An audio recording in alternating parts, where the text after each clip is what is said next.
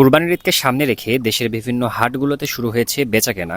আর ব্যতিক্রম কিছু নয় নাটোরের এই তেবাড়িয়ার হাটে। শত বছর আগে থেকে আমাদের এই ঐতিহ্যবাহী তেবাড়িয়ার হাটে কিন্তু পশু পাখি কেনা এবং বেচার জন্য বেশ জনপ্রিয়তা অর্জন করেছিল। সেই সময় থেকে সেই ধারাবাহিকতায় আমাদের প্রতি রবিবারে বসে থাকে এই হাট। কুরবানির হাটে এবার গরু কেমন আসছে ঠিক সেটা দেখার জন্য আমরা বন্ধুরা মিলে চলে গেছিলাম এই হাটে, এবং আমার বন্ধুরা বিশেষ একটা কায়দায় এভাবে গরু দেখছিল। এই কায়দায় নাকি গরুর গায়ে কেমন মাংস সেটা নাকি বোঝা যায়। তবে হাটে যাওয়ার পর তেমন একটা গরু দেখলাম না এবং গরু তেমন একটা পছন্দ হইল না। বাট হাদিদ বলতেছিল গরু পছন্দ হয়নি তো কি হয়েছে, আমাকে তো পছন্দ হয়েছে, চল এবার আমরা এখান থেকে কালাভুনা খাই। হাদিদের কথায় আমরা এখান থেকে গরুর যে হাট আছে তার ঠিক অপোজিটে পেয়ে যাবেন আপনারা বাদশা মামার কালাভুনার দোকান। ঠিক সেই দোকানে আমরা চলে আসছিলাম কালাভুনা খাওয়ার জন্য।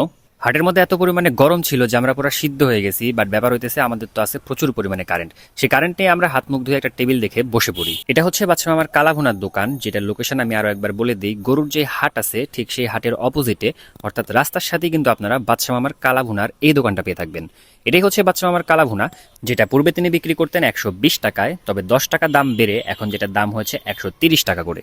130 টাকার এই প্যাকেজে আপনারা ইন টোটাল 5 পিস মাংস পেয়ে থাকবেন এবং পরবর্তীতে পাবেন গ্যাটিস।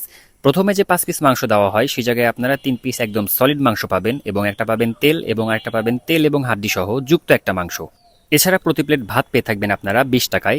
এরপরে বিসমিল্লাহ বলে খাবার খাওয়া শুরু করি। আর বাদশা মামার রান্নার মধ্যে একটা আলাদা ব্যাপার আছে, তিনি বেশ ঝাল ঝাল করে মাংসটাকে রান্না করে, যার কারণে তার এই কালাভুনার আলাদা একটা টেস্ট পাওয়া যায়।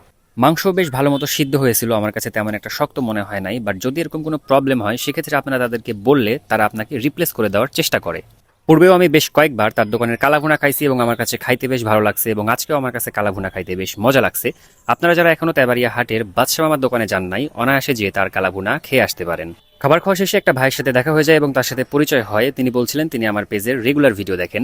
হাদিদ বলতেছিল আমার একটা মেয়েকে খুবই ভালো লাগছে, সেই কারণে তোদেরকে মিষ্টি খাওয়াবো। ঠিক সেই কারণে আমাদেরকে তিনি মিষ্টি খাওয়ান এবং আমরা দোয়া করি তার যেন সেই মেয়ের সাথেই বিয়ে হয়।